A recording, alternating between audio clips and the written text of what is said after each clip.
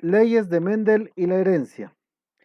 La transmisión de caracteres entre organismos parentales y su descendencia es un asunto tan complejo como fascinante.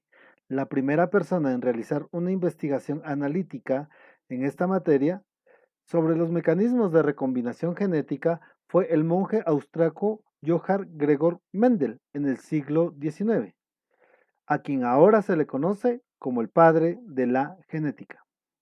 Mendel se hizo célebre por sus experimentos con guisantes, en los cuales empleaba individuos parentales con unos rasgos determinados y observaba cómo estos rasgos eran transmitidos a la descendencia.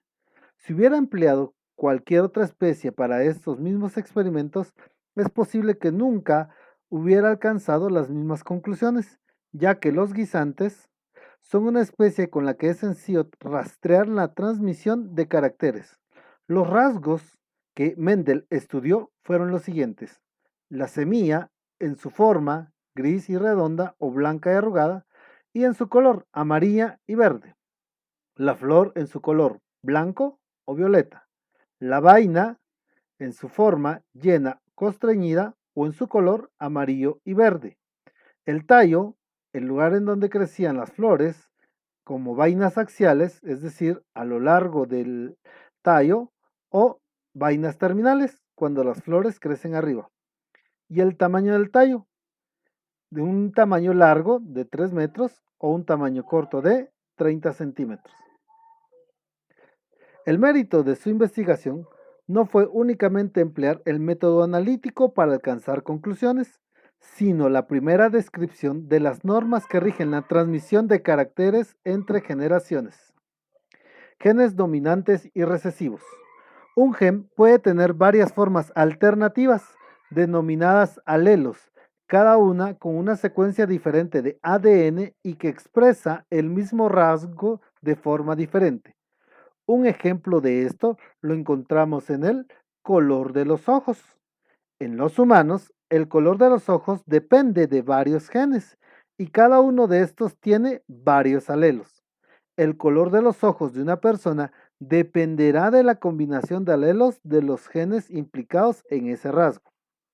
Algunos de estos alelos se expresan con mayor intensidad que otros, enmascarando su presencia. Los genes que se expresan con mayor intensidad se denominan genes dominantes, mientras que aquellos que no se expresan en presencia de un alelo dominante se consideran alelos recesivos o genes recesivos. En seres vivos, el conjunto de genes, denominado genoma, se divide en unas moléculas llamadas cromosomas. En bacterias, organismos relativamente simples, existe un único cromosoma. Los seres humanos tenemos 46, pero no se tratan de 46 cromosomas diferentes, sino que tenemos 26 cromosomas duplicados o llamados cromosomas pares. Dos de estos son la pareja de cromosomas sexuales, llamados así porque determinan el sexo de la persona. Estos cromosomas se denominan XX en el caso de las mujeres y XY en el caso de los hombres, de lo que se deduce que el sexo de los hijos depende del padre, pues es el único que puede aportar un cromosoma Y a la descendencia. Los genes que se encuentran en un cromosoma también se encuentran en su cromosoma gemelo, pero en ambos cromosomas los alelos de un mismo gen pueden ser diferentes. Un ejemplo de lo que estamos hablando a continuación es lo que veremos en este momento: la herencia de la calvicie. Supongamos que tenemos un padre portador y una madre portadora. En ambos casos, ellos tienen un gen que los va a hacer, o un pedacito del gen que va a hacer que sufran de calvicie, pero solamente son portadores. Uno de estos hijos va a resultar completamente sano, no va a tener problemas de calvicie. Dos de los hijos van a ser portadores, es decir, no van a sufrir la calvicie, pero sí la van a poder transmitir a su generación, mientras que un cuarto hijo es probable que tenga problemas de calvicie. Leyes de Mendel. ¿En qué consisten estas leyes llamadas de Mendel? Las leyes de Mendel son principios que establecen cómo ocurre la herencia, es decir, el proceso de transmisión de las características de los padres a los hijos. Tenemos a continuación la primera ley, principio de la uniformidad. La primera ley o principio de la uniformidad de los híbridos de la primera generación filial establece que cuando se cruzan dos individuos de raza pura, llamados homocigotos, la primera generación filial heterocigotos será igual entre ellos, tanto en su fenotipo como en su genotipo. Y además sobresaldrá el rasgo fenotípico de uno de los progenitores, es decir, el genotipo dominante. Las razas puras están compuestas por alelos, es decir, una versión específica del gen que determina su característica sobresaliente. Por ejemplo, si se cruzaran plantas de razas puras, una de flores rojas con el genotipo dominante A mayúscula para diferenciarlo, y otra de flores moradas con el genotipo recesivo A minúscula, se tendrá como resultado que la primera generación filial será igual, es decir, A mayúscula y A minúscula, ya que va a sobresalir el genotipo dominante de la flor roja, como se ve en esta imagen. La segunda ley de Mendel, el principio de la segregación.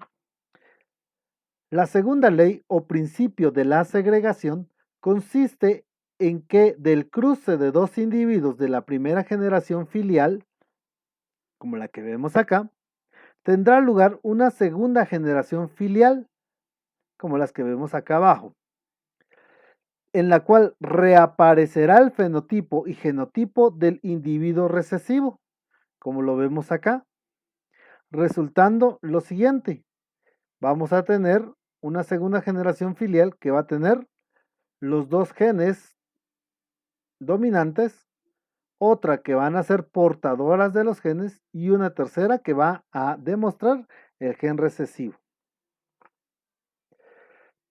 Tercera ley de Mendel, principio de transmisión independiente.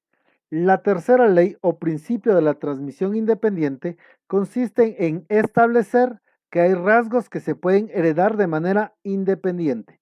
Sin embargo, esto solo ocurre en los genes que se encuentran en cromosomas diferentes y que no intervienen entre sí, o en genes que están en regiones muy distantes del cromosoma.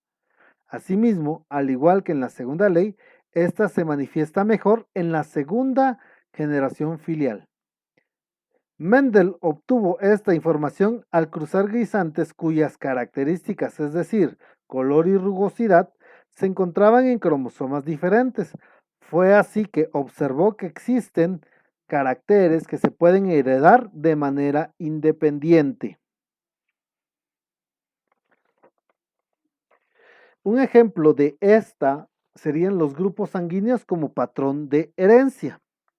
Los grupos sanguíneos, nosotros sabemos que son hereditarios y que siguen un patrón de herencia mendeliana.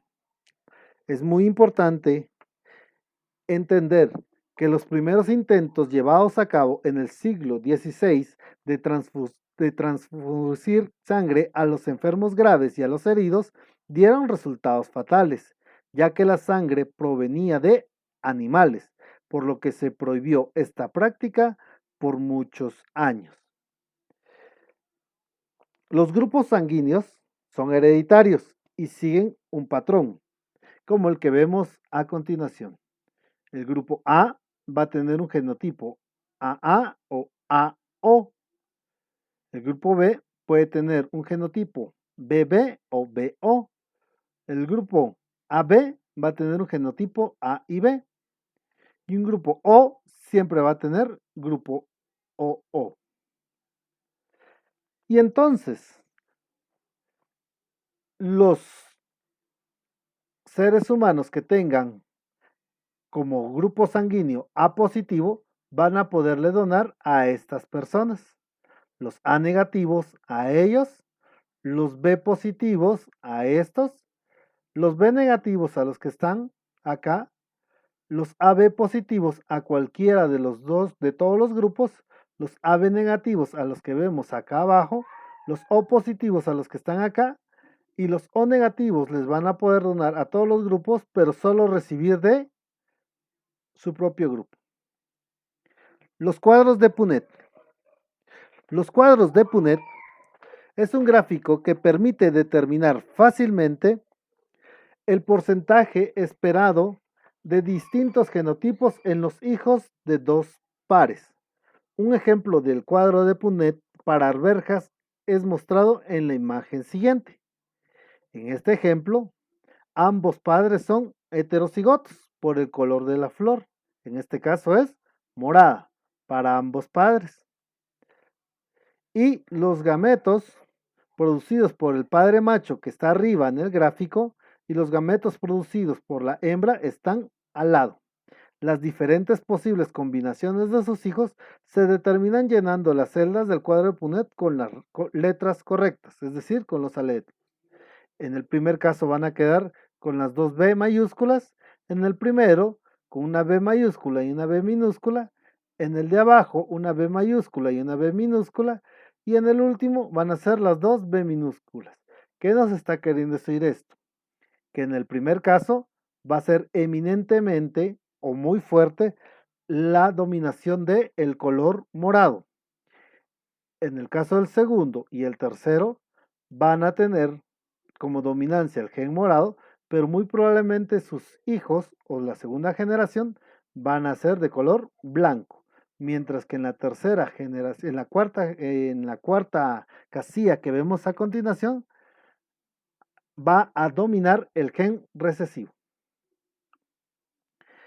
Los cuadros de Punnett, cuando más consideres una característica a la vez, usar un cuadro de Punnett es mucho más complicado. Esto es porque muchas más combinaciones de alelos son posibles. Por ejemplo, como lo vemos acá, con dos genes de cada uno teniendo dos alelos, un individuo tiene 4 alelos y estos 4 alelos pueden ocurrir en 16 combinaciones diferentes. En esta cruza, conocida como una cruza dihíbrida, ambos padres son heterocigotos por color de vaina y por forma de vaina. Muchas gracias. Feliz día.